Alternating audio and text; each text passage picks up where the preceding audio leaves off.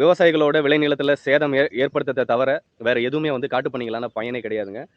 எதுக்காக நான் இவ்வளோ ஆதங்கத்தோட பேசுகிறேன் அப்படின்னா, இப்போ தான் வந்து பார்த்தீங்கன்னா நெல் பயிர் வந்து பால் பிடிச்சு இன்னும் தலை கூட சாயலைங்க. அதுக்குள்ளே வந்து பார்த்தீங்கன்னா காட்டிலேருந்து பண்ணி வந்து கிட்டத்தட்ட ஒரு 20 சென்ட் இடத்துல வந்து இப்போ நெல் இருக்குது. இந்த இடத்துல இந்த கழனியில் வந்து பூந்த இடத்துல மட்டும் சொல்கிறேன் நான். இதில் வந்து கால்வாசி வந்து பார்த்தீங்கன்னா ஃபுல்லாக வந்து மெரிச்சு தோட்டிடுச்சுங்க.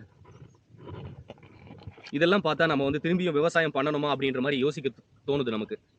ஏன்னா வந்து இதையே நம்பி நம்ம வாழ்றோன்ற பட்சத்தில் ஒரு பலன் கிடைக்கிற நேரத்தில் இந்த மாதிரி வந்து பண்ணிங்க வந்து நாசமாக்கினா எப்படிங்க திருப்பி விவசாயிகள் வந்து விவசாயம் பண்ணுவாங்க? அதனால தயவு செஞ்சு இந்த வீடியோ வந்து நிறைய பேருக்கு பகிருங்க. அரசு அதிகாரிகள் கண்ணில் படுற மாதிரி வைங்க. இந்த வீடியோவை பகிருங்க. காட்டு பன்னிகளை அழிக்கணும் இல்லை வந்து கட்டுப்படுத்தணும், இது ரெண்டு இதில் எதனா ஒரு வழி அவங்க தான் முடிவு எடுக்கணும். இதுக்கு வந்து நீங்கள் தான் சப்போர்ட் பண்ணுங்க. இது வந்து என்னோட குமுறல் மட்டும் இல்லைங்க, நிறைய விவசாயிகளோட குமுறலும் இதாக தான் இருக்குது. அதனால நிறைய